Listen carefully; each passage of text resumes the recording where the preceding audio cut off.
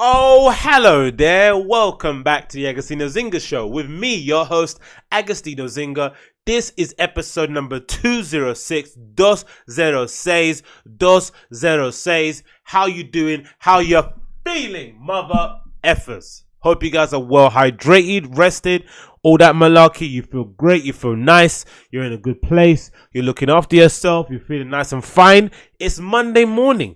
And it's a typical Monday morning. It's a Monday morning that you would hope to find somewhere in the dictionary under United Kingdom Monday morning after a crazy festival weekend. This is exactly what you'd see, right? I'm pointing to the window. You can't see it, but it's grey, it's wet, it's muggy. It's just horrible, right? It's a scene out of one of those, those old paintings from like the 16th century of the landscape, of London back in the day, covered in smog from the factories and shit. This is exactly what it looks like. It looks terrible out there. Terrible.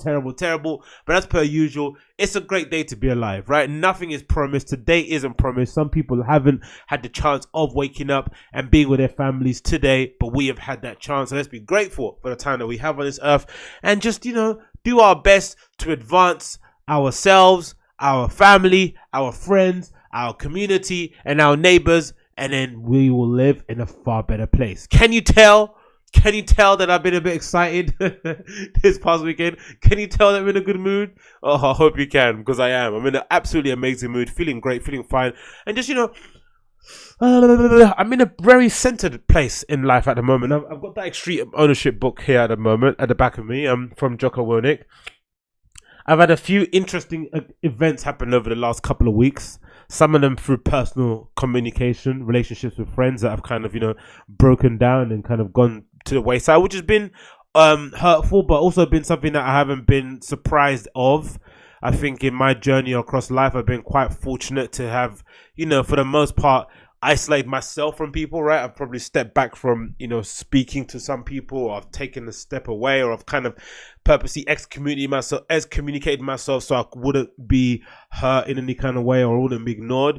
But now I've kind of reached a point in life where somehow that's kind of happening to me, right? People are purposely not speaking back to me or not reaching back out or going out of their way to, delete me on social media accounts and block me and stuff. And it's like, whoa, all right, fair enough. Now I know at least where I stand, which I guess is better than nothing, innit? Sometimes when you get people ignoring you and you're trying to check up on them or, trying to connect and stuff, it can be annoying. But when they just outright say, you know what, I'm not talking to you anymore, I think it kind of, at least exactly where you stand. It's a bit hurtful, it's a bit brutal, but at least And I think I've mentioned it a few times on here. You don't really get that in friendships, do you? You don't, usually in relationships you break up, but you don't really break up in friendships. It's not really a thing that you do. It's just something that you kind of grow apart in. But sometimes you can get a surprise where you're just like, boom, wow, I can't message this person anymore. So you realize, oh shit, I've been blocked, which has been, a bit of a surprising thing. But, one of those things that you can't really take too personally. Even though it is a personal thing, it's quite personal because they went directly to your name, clicked block and said, fuck you forever.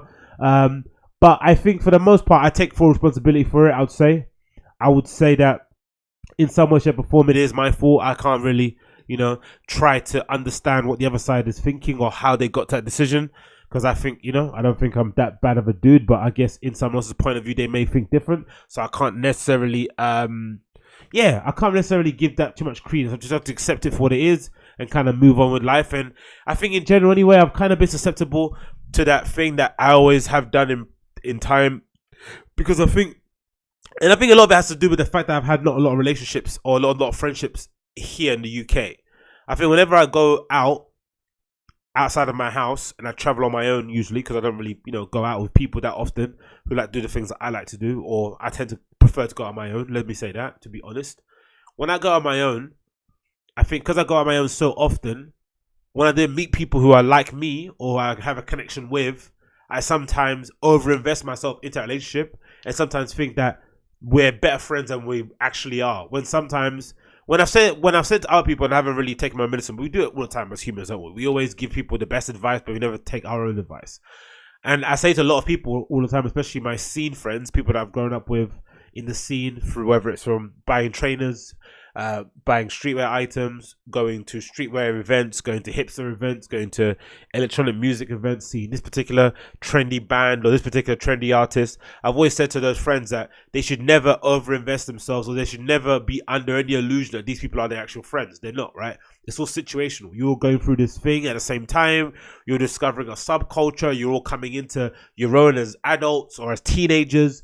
You're discovering new interests. You're starting to craft and chip away and hone your personality. You're just growing as a person. So you're doing it at the same sort of time. But don't expect that is your friend, right? They're not your friend. It's just someone that you've kind of met along your journey. You might, along that journey, meet one or two people that develop into friendships, but don't immediately think they're your friends. I think friendships are things that develop over time, usually, right? Sometimes it's a friendship that you can have specifically in a certain period of time, whether it's at university or whether it's you go and study abroad or something, or you go and have a work experience abroad. It could be a very specific kind of friendship, or it could be a friendship that kind of has to develop over time. It kind of gets, crafted and chipped away at. You know what I'm talking about. So I think over time, because I've had not a lot of relationships within my immediate social circle, whenever I go out and I meet people that are like me, I end up trying to get too friendly with them, or I think we're too close. We're more close. I think we're a lot closer than we actually are, which we aren't, right? And then you get some brutal surprises or brutal reminders when you try to reconnect that, nah, they don't really care. They don't really want to know you. Leave me alone. Fuck off, right? So you have to kind of get to that point. And there could be a point where you kind of, you start to become a bit sad, and you kind of think, oh, it's their fault, or how dare they? But really, it's you, right? It's mostly have to do with you. You're the one that's getting mostly involved. I know what the situation is. I think I'm a fairly good reader of people. And sometimes I can ignore that fact, especially when you're under the influence and stuff. You can sometimes ignore, you can sometimes get numb to social cues and stuff. So you can sometimes ignore what people are actually saying when they're saying it. But I think I'm in a point now where I'm suddenly starting to realize what people are saying, how they're saying it, and I'm trying to temper my actions towards that, and in general just do my own thing. Really, that's kind of the main premise of the situation. You know what I mean? Just sit there and do my own thing, not really worry about what people are saying and doing, and kind of go with that going forward. So that's been the kind of revelation I've had over the weekend. It's been a bit brutal to say the least, when you realizing someone that you were talking to a couple of weeks ago has suddenly blocked you. But what can you do, man? What can you do? Is what it is, one of those things. At least now you know where you stand, and you have to go forward with that. I guess again, I think it's more brutal than a relationship, maybe, because at least in that sense of the word, you always kind of think in the back of your head that this ain't gonna last, right? Relationships. I think we were kind of a bit fatalistic. Maybe if you're really idealistic, you're like, oh my god, no, this is gonna be my husband or wife, right? But for the most part, when it comes to friendships, we're a little bit more sentimental, right? We are a bit idealistic in friendships, more so relationships. We sometimes do think we're going to speak to this person forever and ever, and they're going to be our friend. But sometimes it doesn't really work out that way. It just ends. It's just going to end. They're not going to be your friend. They're not going to care about you. You're not going to care about them. Not in any kind of mean way. You're just going to evolve over time. You're going to grow. You're going to expect different things. And also there might be that brutal reminder that friend, you might remind them of something that they don't want to be reminded of. And that's just a brutal part of life. Like, they might see you and see their loser period of life, right? They might see a stage in their life where they weren't too happy where they were. And you're just a constant reminder of how shit life was back then, which can be super brutal as well, because it might be you, it might be me, I might be the reminder of how shitty their life was back in the day, and they don't want to be reminded of it. It's like, ugh, which is brutal. It's like you thinking a one night stand with your girlfriend, right, and trying to text her back the next day. It's like, no. Actually, I'm embarrassed I slept with you. You know what I mean? It's like, whoa.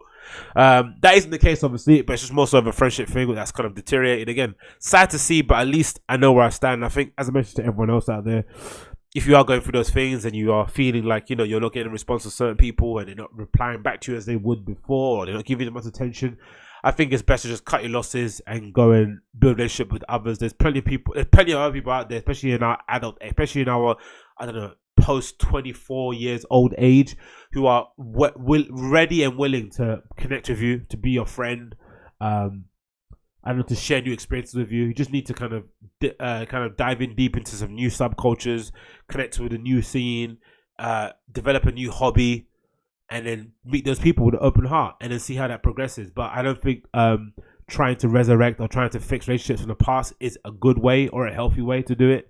I think sometimes you can come into it with your own expectations that they don't match theirs and stuff, and it can be a bit off. And in general, it could just be a waste of time for both people. In general, just be a waste of time. You both moved on. It's a different thing. whatever. There might be some baggage there that no one wants to really come to grips with. That's a bit hurtful and stuff, whatever. And again, you might just remind them of a really bad time that they went through. So it's what it is, man. You have to kind of just cut your losses and kind of bounce back from there. And that's the kind of position I'm in at the moment. Again, it could be sad, but I think it's good in general. I think it's a good illuminating way. And I think, just as I said before regarding to the book Extreme Ownership, I'm really in that kind of mode where I'm just taking full accountability for everything that happens. Whether it's because I know for sure if something great happened to me tomorrow, I'd be whacking myself off, pretending I'm like God's answer to whatever. So whenever something bad happens, I'm not gonna then do the cowardly way and start pointing at all the other external things that might have occurred to lead up to the situation. I'm just going to take full accountability, like most adults should do. I want to say adults should do, right? Adults, grown people should do. I think on the internet we have especially nowadays in social media, especially nowadays with politics and people getting involved in subjects that are probably far outside of their skill level or their comprehension, right? They have other things they should concentrate on inside their own home, inside their own minds, inside their relationship they should focus on first before trying to fix the world. I think in that kind of way, people get too, people overestimate how much influence they have on certain things. Sometimes it's just what it is, right? Just the relationship's deteriorated, and then it's there as it is. You're an adult now. What do you do? Mope in the corner and cry about it, or just move on and just kind of keep it moving? That's what I basically do. No ill feelings on my end. Just keep it moving. It is what it is. Sometimes situations in life don't work out the way you want it to, and I think a great marker of a person and of a man or of a person that's growing is not what you say, it's what you do, right? The next couple of steps. And I think that's where I'm at the moment. Having read a lot of philosophy books and kind of tried to fix my life over the last few years and stuff, it's been a constant battle with that, right? Not trying to say things. That's why I've kind of tempered the way I kind of post stuff on social. I don't really post about my books or about my fitness and stuff. Try to keep that stuff personal because it always felt as if like it was a bit of a show, right? Like, hey, look how much I'm doing. Look how entrepreneurial and how adventurous I am. And really, that's not the name of the game. The name of the game should be about what you're doing, right? Like, I explained it a lot. I relate it to Christianity, right?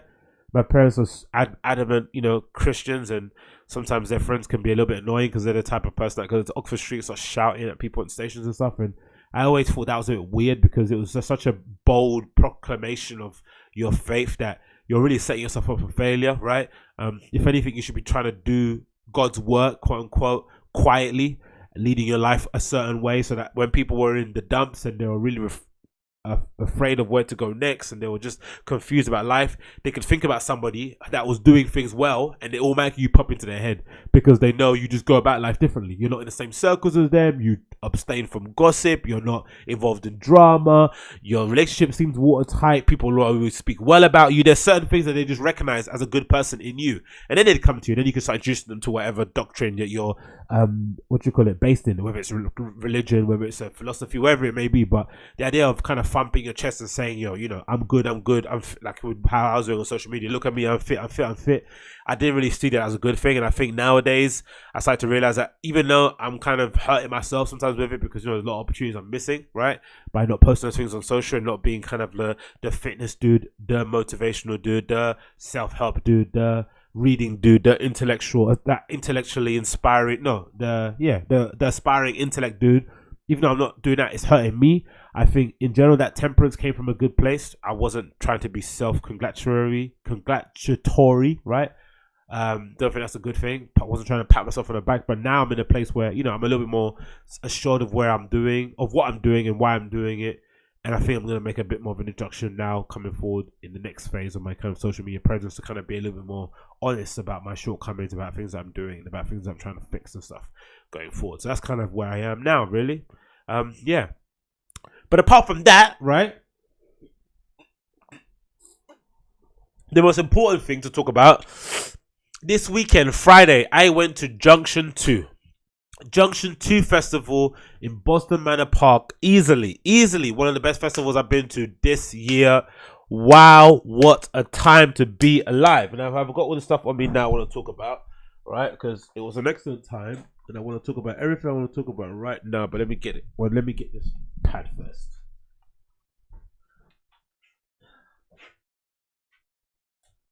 All right. Agility is on 0. So I went to Junction 2 on Friday. I didn't go on Saturday. I ended up in a really advantageous situation. We ended up buying 2 tickets. I ended up buying weekend tickets for me and my friend to make up for the fact that he purchased the Drake tickets for us to go see him in the O2 during that concert. But then last minute, he was like, you know what? Actually, just give me the money and I won't go to Junction because he had a bit of an injury. Then Junction rolls around. He changes his mind. Then I'm like, you know what? I just want to go on Friday anyway. I don't really want to go for the whole weekend. So I end up selling my weekend ticket, buying a day ticket. He also buys a day ticket. And I bought a day ticket, I think, for, I'm going to say in total, including booking fee, like 38 quid or 37 pounds. Like insanely good value for money. There are some available still on the official ticket partners for like 60 quid, which is still good value for money. But I ended up buying mine on Ticket Swap. I recommend you check that out, ticketswap.co.uk.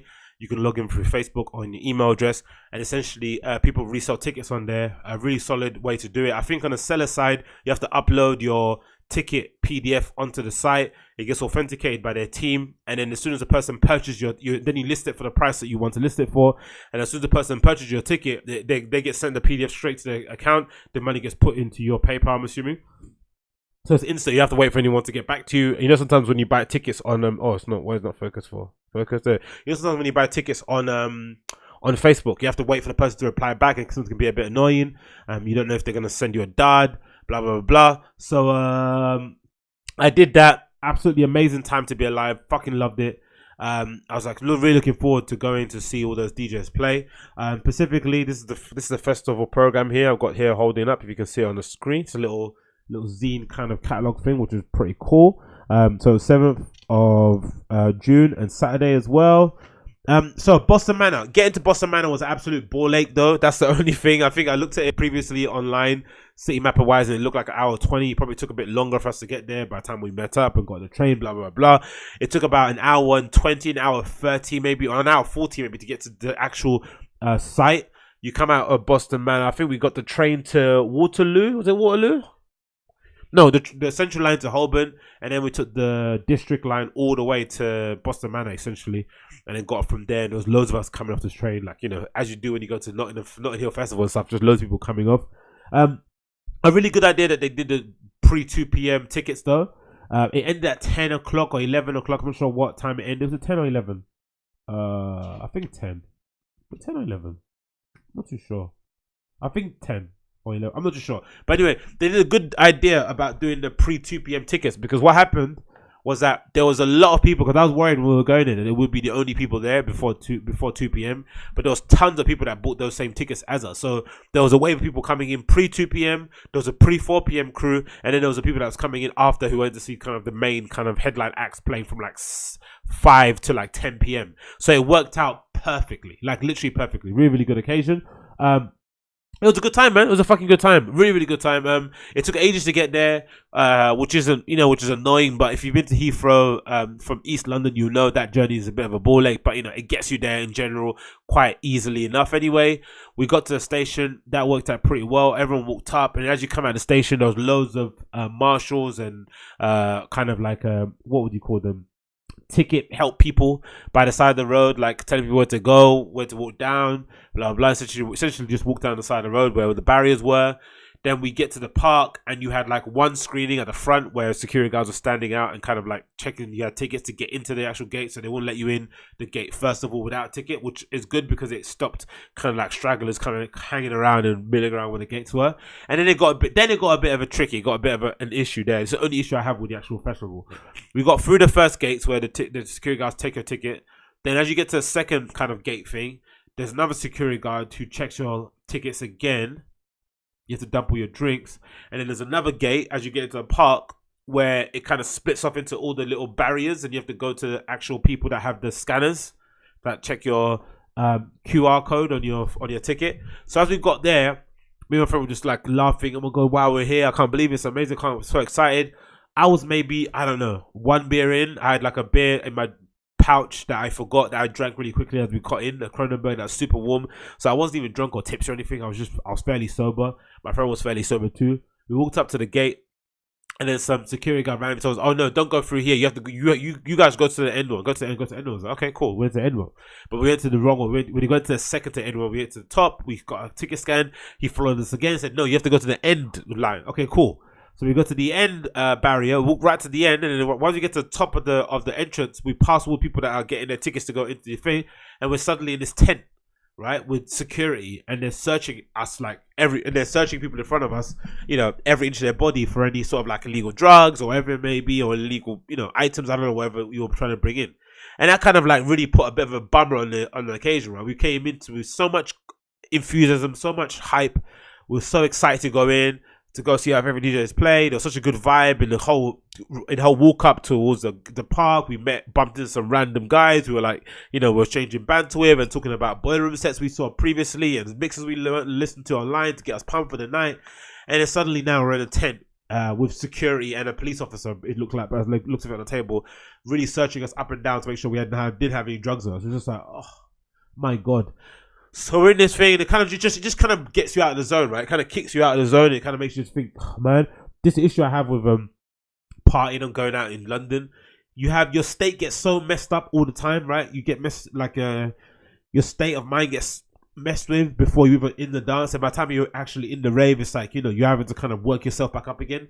Like you're ramping yourself going to this event, and then you're having to encounter so many people who don't give any fucks about the event, right? The security, they don't care. They're just there working. So they're enforcing their rules to the letter of the law. They're trying to bust people. They're trying to, their game is to get people arrested or to get people nicked, to get people chucked out. That's what their game is, because they don't care about the event. They just want to catch people who are doing wrong, which is fair. That's their job. And then us on our side of it, as festival goes, we just want to have a good time. We just have a party. So there's this weird, clash of personalities happening in the space. And I saw it all over the festival, actually, throughout the thing. Apart from the music that was good, that was kind of a common theme. So we're in a tent waiting. And the people ahead of us are kind of picking up a bit of a fuss. They're like, we don't have anything. They're arguing. The girls arguing. And then they essentially have us waiting by this table. And a woman or a guy is leading us into the next kind of side of the tent where there's a police officer who's got a bit of a form there. He's writing down our name on a sheet. He's taking our passport ID, writing it down. They're searching us thoroughly, making sure we don't have anything illegal, saying to us, sorry, but we had to search you. It's a random search. And it's like, that's not a random search. I'm going to say that there was the same kind of person in that tent every time I was in there. I don't want to say what, but, there were a number of young black guys out in that tent. A number of them, right?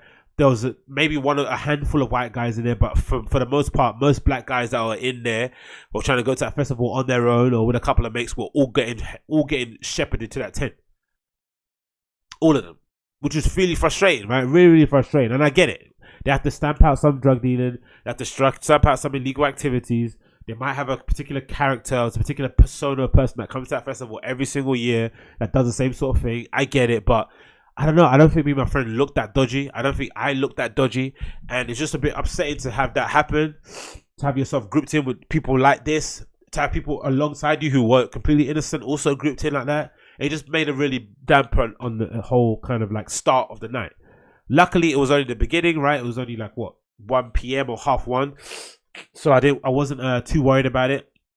Then I got to the side with the police officer. He searched me. The police officer took down my passport details. The security guard searched me quite thoroughly. Literally had the palm of his hand inside the upper echelons of my in my groin, maybe touching my nutsack. And then by the time it was over, I was ready to go out and just party. So we went out of the festival tent. I was just happy to see my friend on the other side of the thing, because I was thinking, I don't know, what they were looking for. But luckily we got in, and then from there the festival was fairly plain sailing. They operated with a token system, which I was not familiar with. You had to go up to the stand and get these little paper tokens that you exchange for drinks. Essentially works the same way as cash. It's $5.50 for a beer, £6 for a cider. Which each token was like £1 essentially, and you could split them into halves and to quarters, and then I think a spirit without any mixer was like a tenner, and just the standard kind of festival prices with some kind of, and a great section of food stalls as well near the main stage. So the site was really cool, like amazing Boston Manor Park like kind of site. It's like kind of a little bit in the forest with a massive park there. With and then the main kind of pest resistance was a bit under the bridge that everyone was kind of going to, and that was one of my favorite venues. It was like literally located underneath a bridge, a motorway bridge. You had the entire kind of festival floor, the length of the bridge, and then right at the end of it was where the DJ booth was, and towards the middle bit of it, that's where the bars were, and just behind, just in front of that was these screens on either side. So what ended up happening was that when it was empty, you just saw the screens playing the, it's live feed with the DJ on the stage, but then when it was full, you got to just stand there and see the DJ play. You could see all the intricacies, zooming in, all that stuff, some shots of the crowd, that really well done production wise. And you know what was also really good about it? The sound. The sound was banging. It was so loud. I was so happy. One of my trepidations about going was that I was like, oh man, look, usually London Head Festivals are so hit and miss with sound because sometimes they're hosted in parks and residential areas. They can't put the limiter up. They have a lot of real strict laws in terms of sound pollution and stuff, noise pollution in London, if you know anything about that, and how much of a battle we've had with local councils, just nightlife people in general, not me personally, but people that go out and organize these events. So I was like, oh man, and usually festival pros are a little bit scummy. They won't tell you this things beforehand. They'll just take your money and put on a kind of a dead show, as you saw with All Points East and a few others happened over the last few weeks. But luckily the sound for Junction 2 was divine, really, really good, man, on all the stages. The main stage, the bit in the woods, the other couple of stages as well, I saw like really great sound. I was honestly super impressed. And in general, just a really well organized festival. The only thing that I'd say was a bit of a misnomer was the security. They had security that were like actually out to like arrest people and get people chucked out, and they were like walking around in bands of 5 or 6, just like, you know, surveying the area, making sure no one's doing anything illegal. It just felt really scary. You felt like you're always on pins and news when they're walking around. They had quite a kind of mean mug look in their face, and they're just like really about. You could tell they're just looking to fuck somebody up, right? Do anything to get them on their nerves, and they would have had you on that floor quicker than you could say hallelujah, right? They were really looking to get into a scrap. So luckily that didn't happen for either of us or for anyone I was in contact with. I did see a couple people get like dragged out of the dance, dragged out of the crowd. I saw one dude, unfortunately, who happened to be just like passing around business cards. I think he was an artist or an entertainer or something or the like, and they must have thought he was dealing. They literally dragged him by the scruff of his neck, searched him all around, searched his bag, Jamie just really roughed him up, and then they realized he literally had a stack of laminated business cards he was handing out to people. It was like, oh, you guys, man, relax. So yeah, that was a bit annoying, but overall, good night. Really enjoyed it. Great organization. It took a while to get back home too. I wasn't maybe in the best of sober moods to get home either. My head was still spinning by the time I got back home. So if anyone saw me on the train looking like I was spaced out of my mind, I was. Please excuse. But yeah, a stellar night. Some standout performances. I'm going to go through the program notes here and kind of go. Actually, let me go on Instagram and see what people posted, because I wasn't posting anything on social because I'm an actual good person. I don't do those kind of things. I just kind of go there to have a good night and stuff. But let me go in here and see what people are posting. Instagram, but quickly I'd say, who did we see? Did we see a bit of Bicep? No, we didn't see Bicep. We saw Mr. G performing as we got in. Amazing on the main stage. That was a really good performance. It was really awesome because there was hardly anyone there. It was quite empty. So to see an expert DJ at that level suddenly get people to come from like walking past and try to come in the main dance was amazing. You had people dancing in there on the stage. Oh, they had stages on the main stage too that were fucking cool. So it's like a big circle, and then they had these massive platforms on the outside that you could dance and stand on that were amazing. That'll probably make for good photo opportunities later on if people take pictures of them. We had a bit of Fort Remote. No, we didn't hear Fort Remote. We had Mr. G. We had a bit of Giles Peterson. Then we saw Dixon, DJ Cos, and unfortunately, we didn't see Ricardo Villalobos and Craig Richards. Ricardo Villalobos was ill, unfortunately, beforehand. I didn't know that. I was still looking out to see his flipping, theatric arms in the background, but I didn't see that. Craig Richards smashed it anywhere by himself. Dixon, though, was probably the standout performer of the night. Dixon, wow to Dixon. Wow. I'm going to get actually a video up here now to show you guys, because that was maybe the best performance I've seen ever of a DJ. Again, you're probably able to see me somewhere in the corner of this performance. I've got it here on Instagram. I'll search it below here. Is this one of them? Yeah, this is it. So this is one video. Supposedly he's playing QB Color, No Dancers, Adam Port remix. Look at the great lighting, the great stage design, just an amazing production. Considering this was completely empty a couple of days ago, right? And they were just putting it up like a week ago or something, is insane. So that was Dixon there. There's another video of Dixon 2 playing where I think I might see me in a corner somewhere. Watching this via YouTube, you'll probably see it. So this is the main stage. Dixon just smashing it, right? That was one of my favorite. Okay, I think that was the last track. And I was somewhere on the left-hand side of the stage. Right there, my neon top somewhere. I think you can see me somewhere there. So good, man. Big up everyone that was around, man. That was awesome.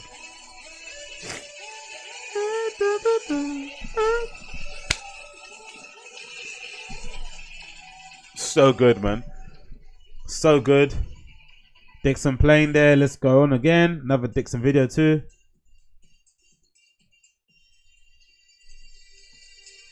I think you can see me somewhere in the corner here. Maybe. I'm in the corner right and left hand side. Wearing a neon green top. A cassette player neon green top. Oh. It was easily, again, to see Dixon play at that kind of level was amazing. The ability to rock. He played for 2 hours and the kind of ups and downs, the peaks and valleys, taking left and right was insane. I think a couple of people are going to see him at Houghton's, which I'm fucking jealous about. Houghton's looks amazing. Actually, you can see me there, actually, in the green. There's me right there. Can you see me on the screen? I'm right there. There's that black guy there wearing a neon green top. Let's zoom out a little bit. It's amazing. So fun. Oh, it was so fun. It was so good. But yeah, I really enjoyed it, man. He's an amazing DJ, of course, which doesn't need to be said. But yeah, what an amazing performance.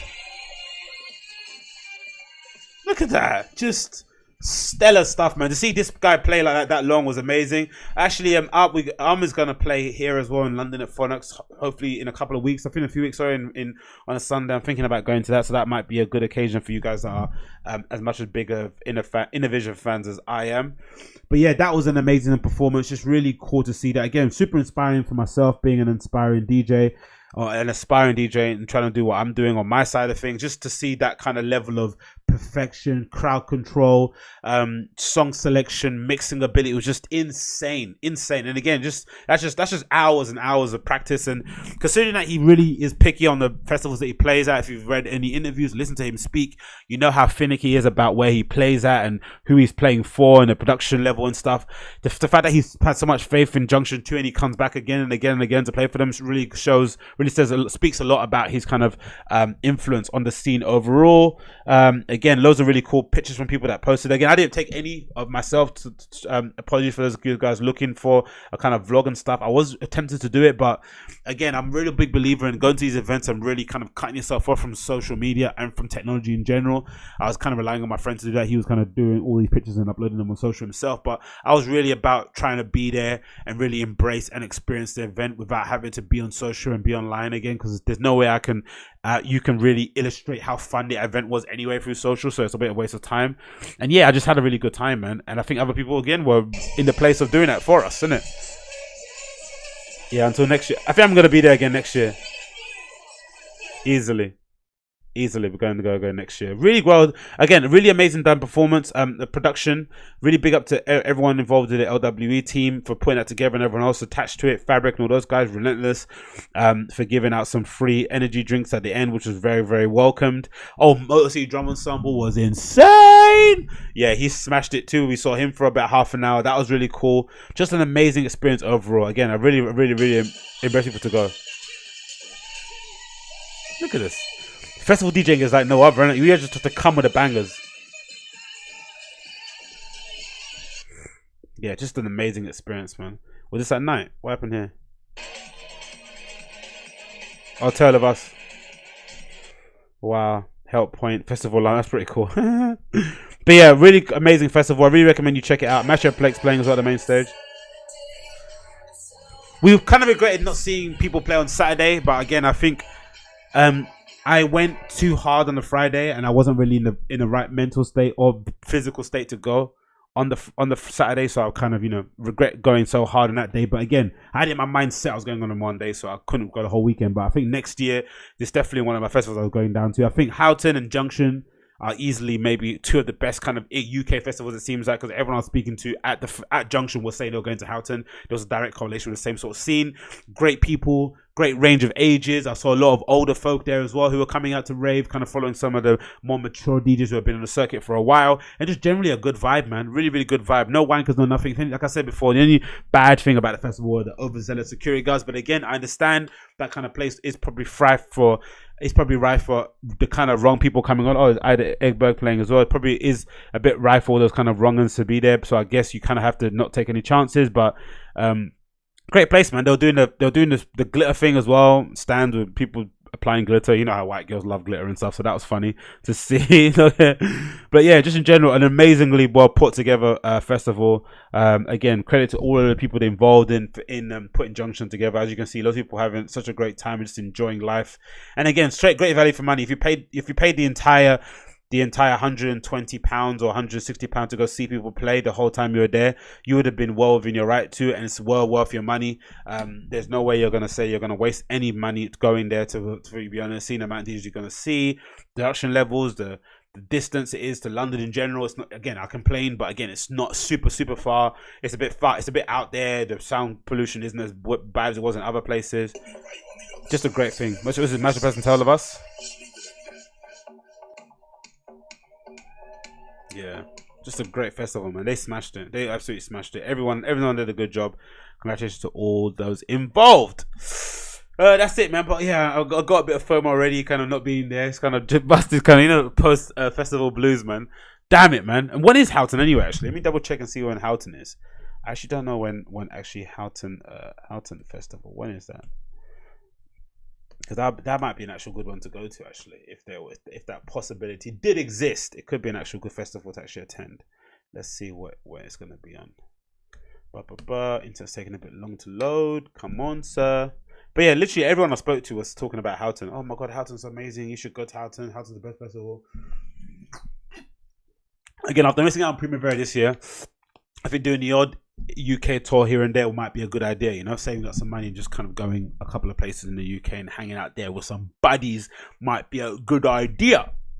Why is it not loading? What's happening here? Houghton. I was trying to check what the date is.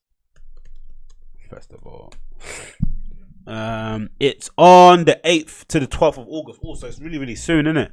And the lineup this year is pretty solid as well, as per usual, right? What's the lineup? Let's check the Facebook and see what the lineup is.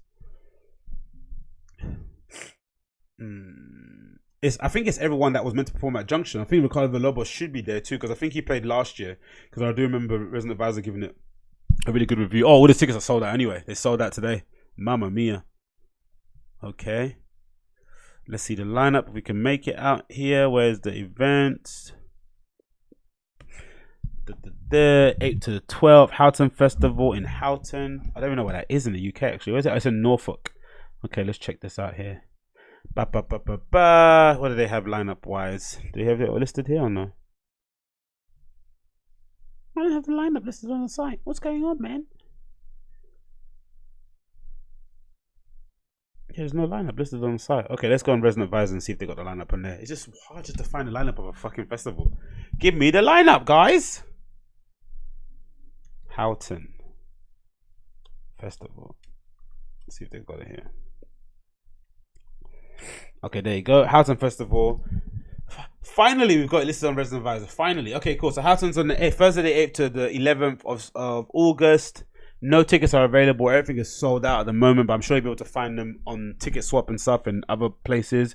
They've got A Future, Akafan, Alex Doley, Andrew Everall, Andy Blake, awesome local legend, Ben UFO, Ben Brewster, Billy Nasty, Bobby, Carl, Caliber, Cassie, Chris Farrell, Craig Richards, Dig B, D Bridge, Derek Carter does disco. That should be fucking awesome. DJ Stingray, DMX Crew, Doc Martin, Donna Leak, Diet Sundrum, awesome place for people to see. Out in the Sun, Elfina, Fantastic Twins, Flager, Felix, great people. Looks like from the like of it.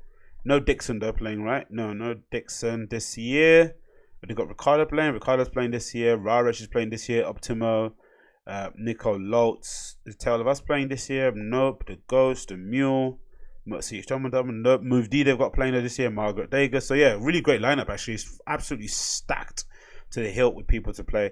And again, that's 187. I'm not sure how much camping would be at that place too, but in general, really good value for money for people that do like to rave and like to see the big electronic acts, because you know London can be a bit of a bugbear to go see the people play. But like I said, if you're thinking of a festival to go to in London, I really recommend Junction 2. If you like electronic music and you like seeing loads of DJs play in a great venue, a bit out there, especially if you're not from West London, with a bit more of a mature crowd, a bit more cultured, a bit more well behaved, I recommend you go there. But be prepared to get searched all the way up in your anus.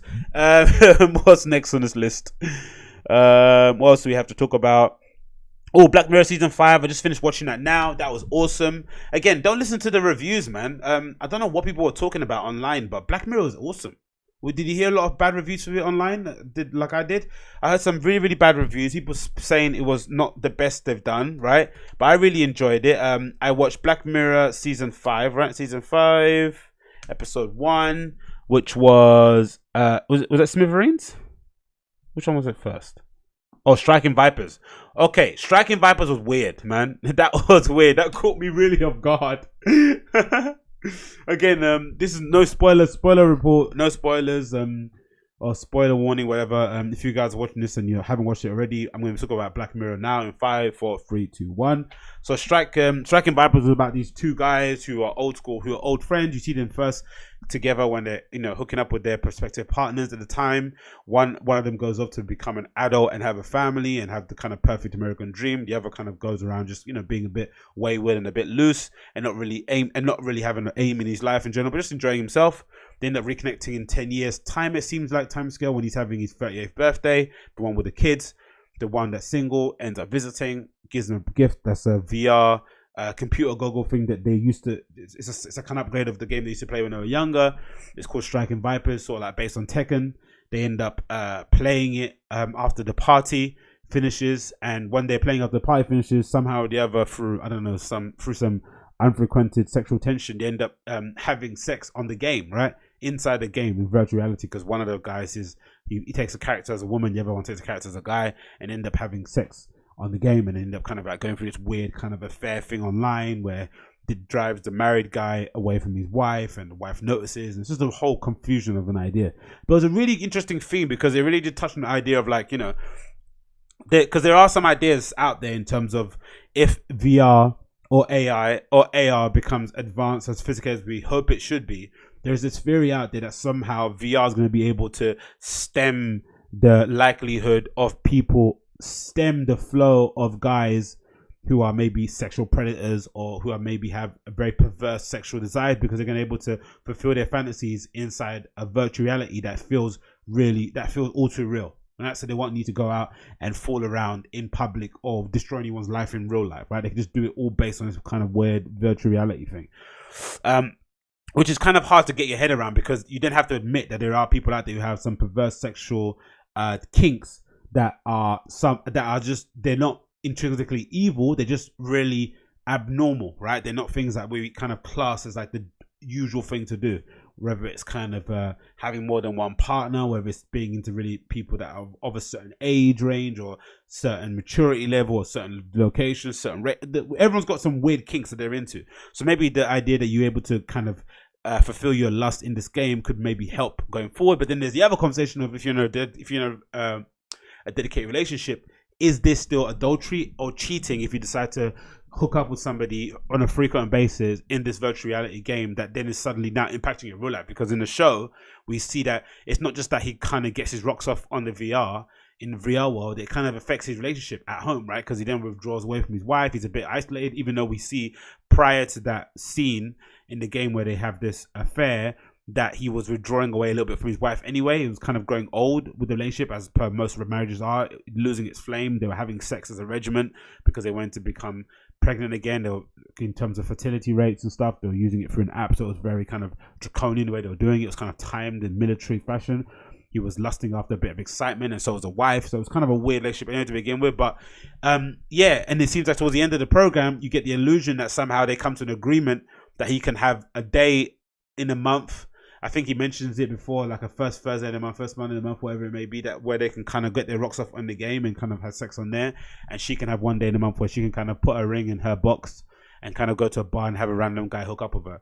And that's kind of their agreement that they have to keep their relationship alive, right? Because they're dedicated to this idea about keeping the family together or keeping the marriage together, making it work, because that's what they are, a partnership now. There's no point in breaking up and going and kind of seeking a new life out there. And I've kind of always had the same kind of idea of marriage. I'm not the biggest fan of marriage in general, but it kind of did upset me, that kind of period in life where I don't know, it suddenly became socially acceptable to kind of get divorced as many times as you want and just keep jumping around to marriage to marriage to marriage.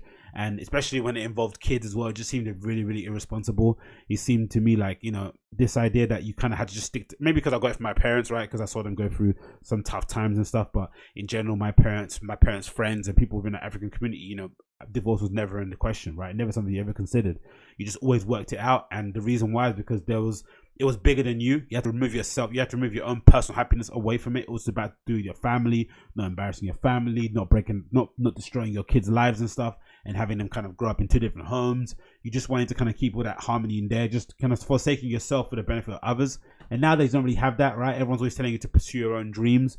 It's a very individualistic, right? There's no real thinking about the people that it impacts. You see a lot with those shows on Bravo about, you know, men or women suddenly wanting to have you know, sex changes, you know, midway through their life and stuff, and completely destroying a family or really messing up the dynamics of the family. And there is something about it that's quite intrinsically selfish, which is of course what it should be, because it's that person's journey, that person's decisions to do with their own body.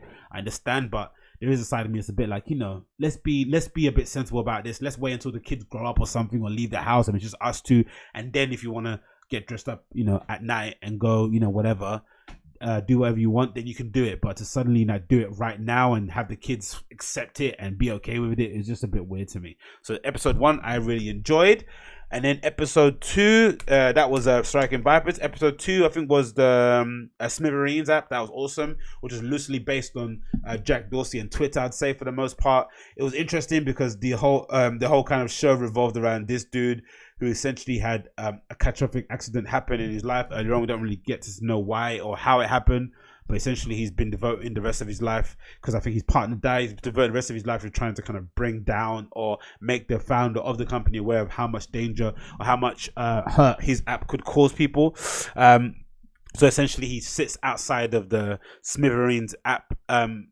offices, which is kind of loosely based on Twitter, and waits for an employee to come out who you can then kidnap and kind of hold to ransom in order to speak to the founder. He tries it once with a woman, but she ends up being a consultant. He doesn't really have any time for that. And then he tries it once with a kid, the black kid in the back of the van now in the picture, who he thinks he takes for as being the founder because he's wearing a suit, he has a briefcase. The conventional ways of how you think about hierarchy in companies, you know, but most startups, you know, especially if you don't know the startup, who's going to interviewing basically an agency, you'd have no idea who the line manager is, who the HR person is, who the receptionist is, you don't have any idea who works where, because, you know, everyone kind of looks the same. Everyone's kind of the young, you know, millennial type looking guy. And unfortunately this kid gets abducted, and then he kind of demands to speak to the founder. And ironically, even though the app, you know, the app drives its users to always be connected and always be checking their phone and notifications, they find it incredibly hard to get in touch with the founder because he's on a quote unquote silent retreat, which is ironic considering, you know, the whole phone is based on those dopamine hits or notifications to kind of get you, to keep you glued on your phone. But he's suddenly, the founder of the app is taking 10 days away from all social media in order to kind of, you know, get to a zen place. And what you get to see is that what we saw kind of similar to the Jack Dorsey appearance on the Joe Rogan podcast, right? He kind of looks similar to the guy too. If you check the picture, this is the guy here, right?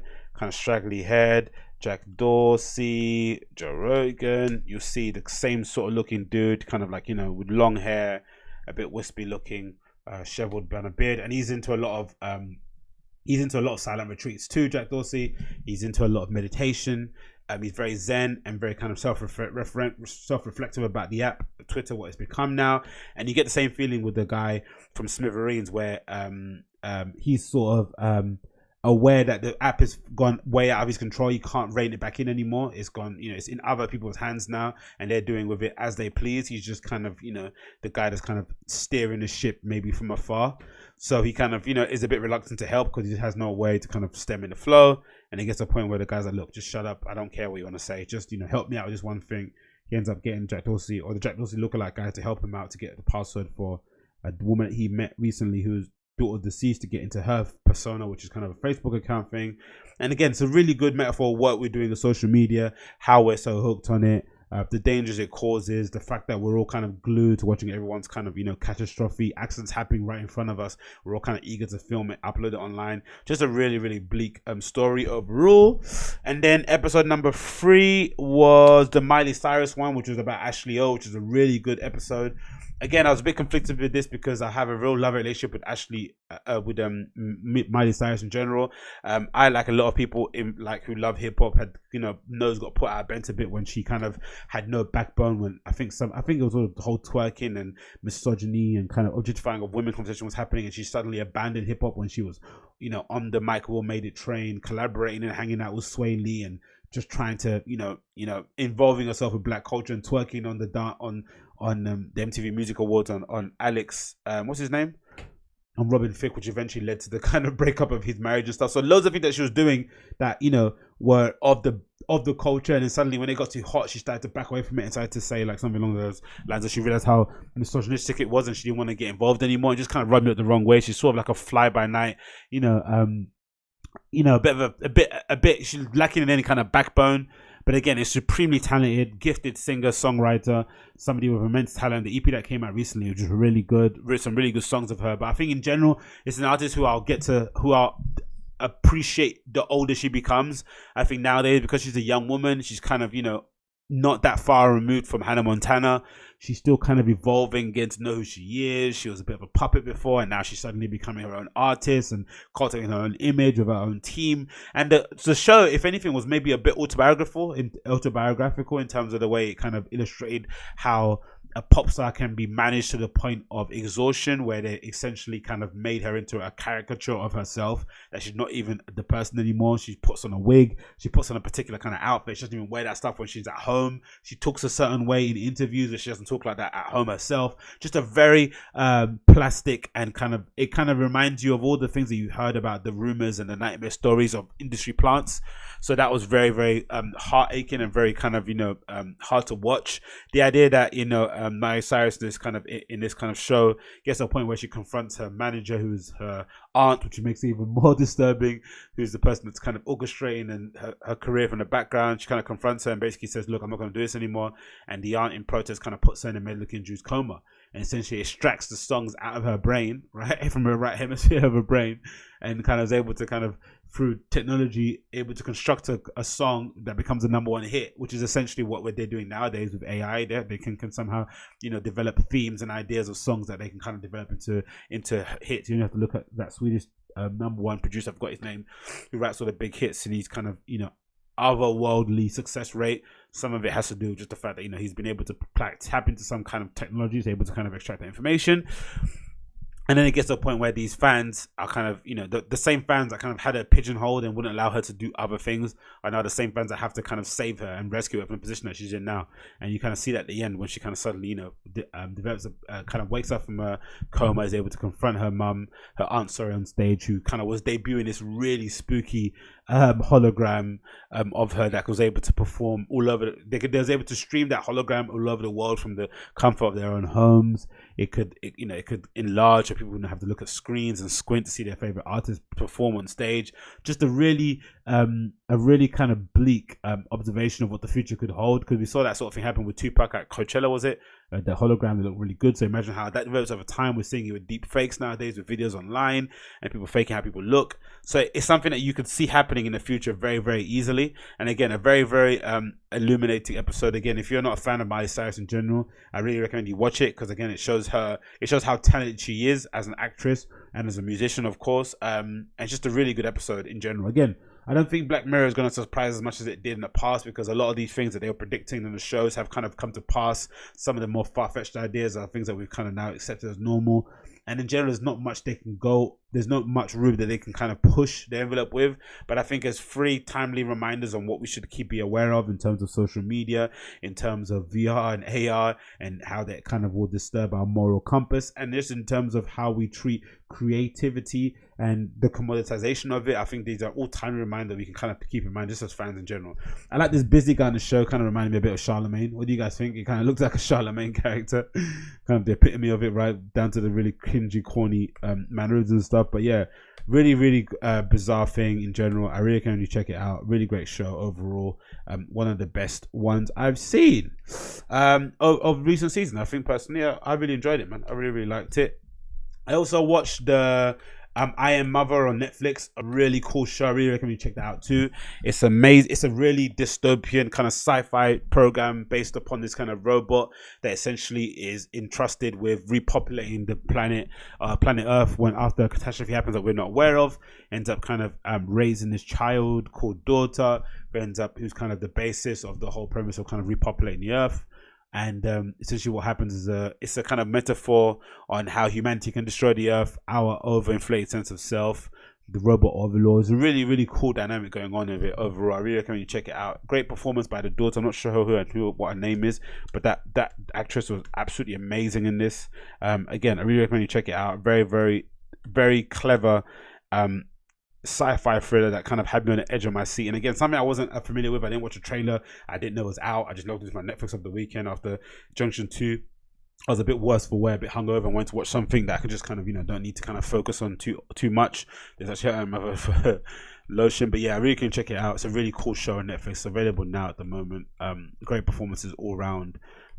Robots, CGI, all that malarkey. Just a really good show to check out. You're going to check it out. It's on Netflix right now. What else is on this list here? We have the Chef Show on Netflix. Yep, great show.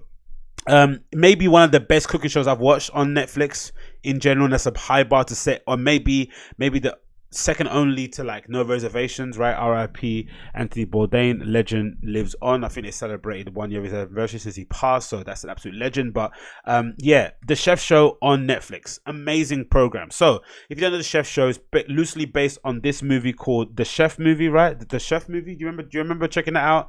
It was available, I think, a few years ago. Chef Movie trailer. Let's see if I can find it on here. It was out kind of a while back.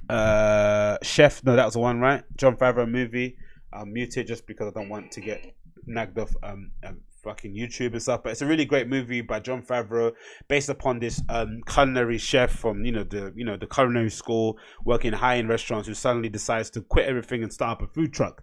An amazing story, because what ended up happening was that supposedly through the development of the show, Jon Favreau basically somehow bumped into Roy Choi of Koji food truck fame, the one of the guys that kind of spearheaded the whole food truck thing. He was kind of instrumental in kind of spreading that kind of thing viral. He kind of popped when Twitter was popping, and that kind of sped things up, and he kind of met him, and then through that it was like, oh shit, you're actually the real life version of the show I'm kind of inventing. They got collaborating, got together, and then they now formed this incredible relationship where they kind of go around teaching people, and he kind of is his student from now on. And I guess a cool thing that I like about it was that this movie was so good that I was really looking forward to a sequel. But Jon Favreau, I remember saying he doesn't do sequels, not really a big fan of them. So in terms of kind of working against the sequel, they decided to make this the Chef Show. They didn't really have an idea where it would be placed. They just kind of did it just because they wanted to spend more time together, because they were friends, Roy Choi and Jon Favreau, and through that they've suddenly made the Chef Show, and it kind of got debuted on Netflix, and it's probably the best one on Netflix because it wasn't specifically made for Netflix. It's 30 minutes, very loose, a lot of celebrities on there, but in a very relaxed fashion. They're both Jon Favreau and Roy Choi, because they're such food enthusiasts and all about the actual craft of cooking. It kind of lightens up the show. Just an amazing TV show. I really want to check it out. But again, if you watch the Chef Movie, then you'll know that Jon Favreau is an actual legend, and this show is it was bound to be a success. I'll put up the Chef Show trailer on here now for you guys to check out. The trailer is awesome. It's on Netflix now. It's really one of my favorite shows. Really cool program. Come together for a meal. You appreciate it because it doesn't happen all the time. Big Tom, that looks like your first oyster right there. But yeah, it's a really, really great show, man. Really great. Star-studded guests all over the place, from Iron Man, from Bill Burr, to a few other guests here and there. Won't reveal or spoil the surprise for you. Gwyneth Paltrow's a bit of a miss on there. She's got the personality of a brick for the most part, but again, she kind of loosens up a little bit on the program. She's actually got a show coming out for her company called Goop that's going to be very interesting, because most of it's quite pseudosciencey. But I'm going to go into it with an open mind, and hopefully it might be interesting. I think she's got a book section 2 of her site that they kept referencing. Maybe it's a vegan thing that people are really into. I haven't checked out, but again, rare can you check that out too? Because again, she does it. She comes across well on this because I think she's around people who are actually passionate about the craft. They're not trying to, you know, get her in a moment and try and twist her words or have a gotcha moment. So it's a very loose and fun episode.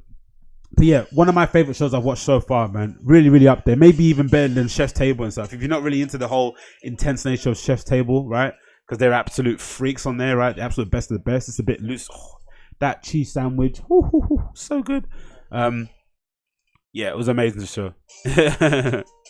Bilbo really was having the time of his life on that show too. He really enjoyed talking to those guys. It was really cool.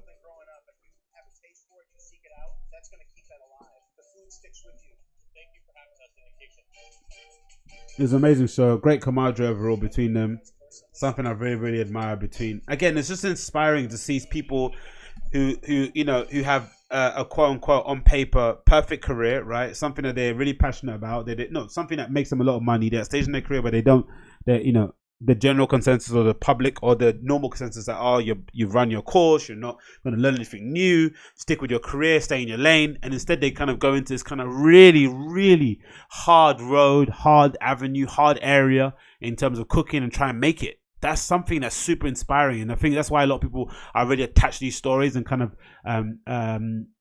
are drawn to these kind of shows because they essentially, you know, stir in you a desire to maybe try something new in your life, right? There's only one life to give, one life you've got, really. Why not give it a shot? And there is a real understanding that this might not be a fortune maker, right? You might not end up being the next fucking Hawksmoor, right? Or the next Meat Liquor. It might not end up like that for you. You might make the quarter of what you make in your actual office career, right? You may end up making like 25 grand, 15 grand a year, but you're happy. You end up waking up when you want to wake up. You go to work doing something that you love. You work with a team that you've crafted yourself. You work with your family, your friends.